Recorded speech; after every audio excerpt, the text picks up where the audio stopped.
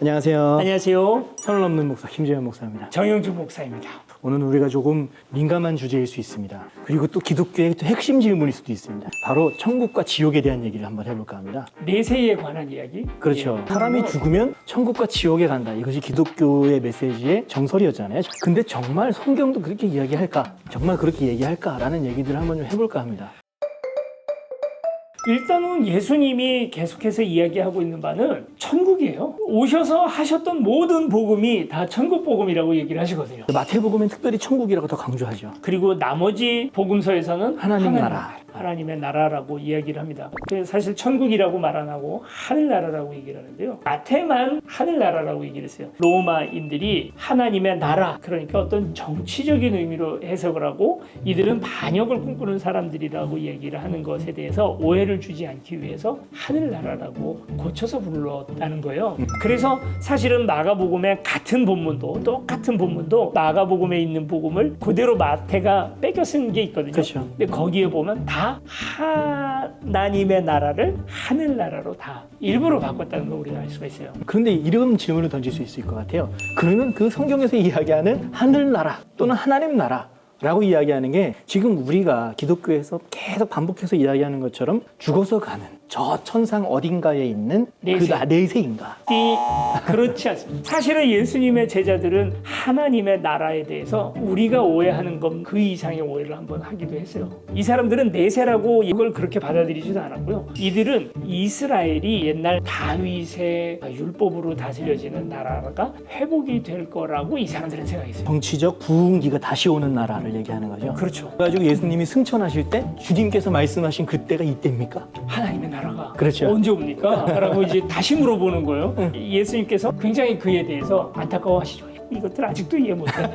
근데 그 비슷한 오해를 사실은 현대교회들도 비슷하게 합니다. 우리는 이스라엘이 회복될 거라고 생각을 하는 게 아니고요. 우리는 예수님이 얘기했던 하나님 나라 운동이 결국은 내세 이야기였다. 그래서 나오는 기독교적인 생각이 뭐냐면 죽으면 부활하는데 육은 이미 죽었어, 끝났어. 영혼이 다시 살아서 저 내세에 가는 것. 이걸 기독교 복음으로 생각하는 거죠. 그런데 그건 정확하게 얘기하면 영지주의예요. 영지주의라고 하는 것은 플라톤 사상에 영향을 많이 받았던 이단 사상인데요. 플라톤은 모든 세상의 모든 만물들이 이데아의 세계에 원형이 있고 그 이데아의 세계 원형으로부터 이것이 그림자로 이 땅에 와 있다라고 생각을 했잖아요. 그런데 영지주의자들은 이상한 신화가 있어요. 8번째 등급의 하위 신이 실수로 장난치다가 만든 게 이 세상이라고 생각을 해요. 그래서 여기를 뭐라고 보냐면 감옥이라고 봅니다. 그래서 우리 고귀했던 인간의 영혼이 이데아의 세계에서부터 육신이라는 감옥에 갇혀서 여기 왔다고 보는 거예요. 우리가 죽음은 곧 해방이죠. 다시 거기로 원래의 이데아의 세계로 돌아가는 거니까. 그 영지주의의 가장 대표적인 작품이 가룟유다, 유다복음서예요. 그 유다복음서에서는 가룟유다가 영웅입니다. 예수님을 육신의 감옥에서 해방시켜 준 사람이기 때문에 가룟유다가 영웅이에요. 우리가 죽음 이후에 대해서 우리가 이해를 하다 보니까 문제가 많이 있죠.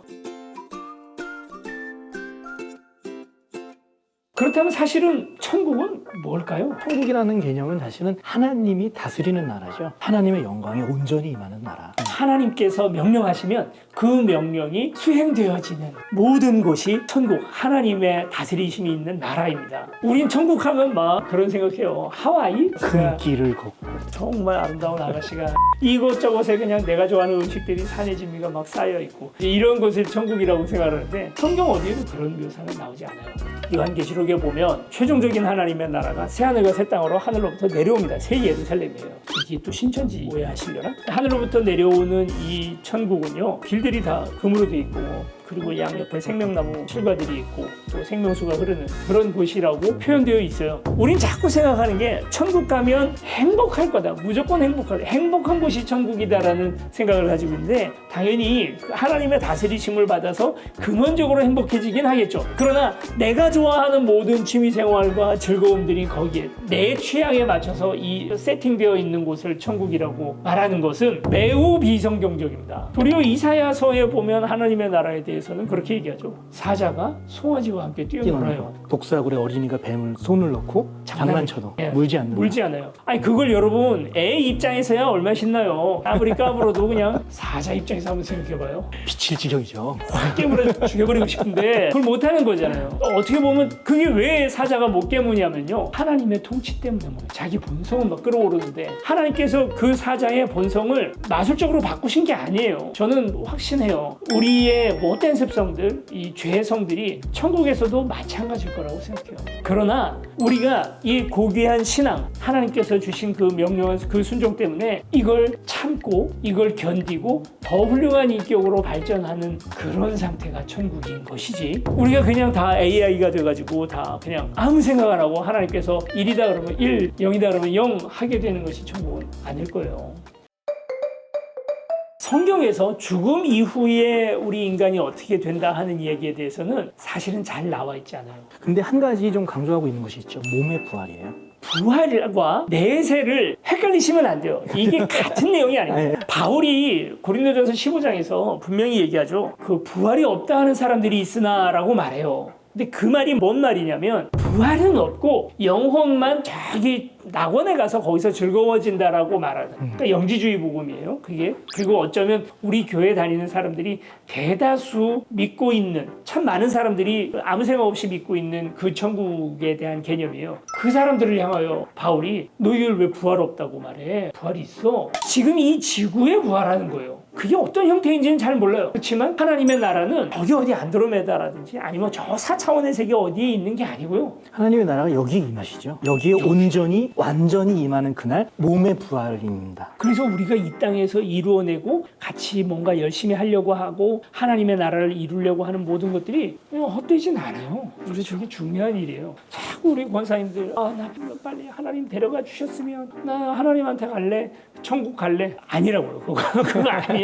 근데 또 그렇게 얘기하면 한 가지 오해가 있어요. 뭐냐면 그럼 몸이 부활을 한다 그랬는데 지금 이 모습 그대로 다시 부활하는 건가? 심각한 문제가 좀. 아니 그러면 누군가 기독교를 빚고 와서 이야기했던 어떤 사람 중에 한 사람이 젊어서 자살한 사람은 젊은 아름다운 몸을 부활하고 다 늙어서 꼬부라져가지고 죽으면 다 꼬부라진 상태로 영원히 있어야 되니 그거 빨리 죽는 게 이득이네? 이렇게 비꼬아서 얘기하는 분도 있더라고요.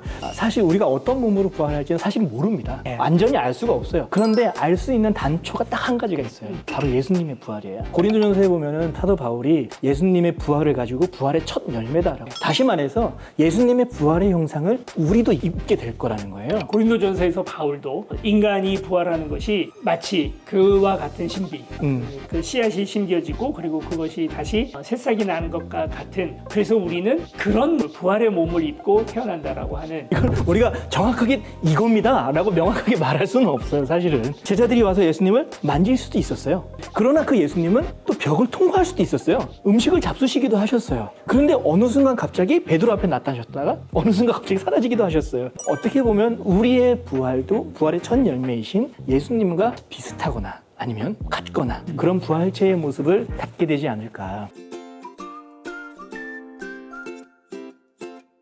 죽으면 천국 간다. 사실은 그 심판은 어디에 있냐면요, 부활 이후에 심판이 있다라고 적혀 있습니다. 부활한 사람들에 대하여 심판하는 거예요. 그 천국을 가냐 지옥을 가냐가 어디서 갈려지냐면 그러니까 부활 이후에요. 예수님께서 재림하실 때는 심판주로 이 땅에 오시는 거잖아요. 언제가 될지 몰라요. 어떤 사람들은 말세지말 이제 곧 온다 이러고 얘기를 하는데 그건 정말 아버지도 모르고 아들도 모르고 그리고 또 도적같이 오는 거기 때문에 그거 예측한 사람들은 다 가짜라고 보시면 되고요. 그러니까 지금 죽은 사람 영혼이 어디가 있냐? 저 사람은 뭐 못했으니까 아마 지옥 갔겠지? 성경은 죽은 사람들에 대해서 뭐라고 표현을 하죠? 잔다라고 얘기하죠. 잔다라고 얘기하고요. 또 옆에 있는 강도들에 대해서는 낙원에 있으리라 얘기를 해요. 이 낙원은 천국, 하나님의 나라와 다른 단어입니다. 아마도 다른 공간일 거예요. 그래서 그 영혼들만 어디 가서 수면실에서 자는지 그런 거에 대해서 잘 성경은 얘기하지 않아요. 많은 경우에 잔다라는 표현을 쓰죠.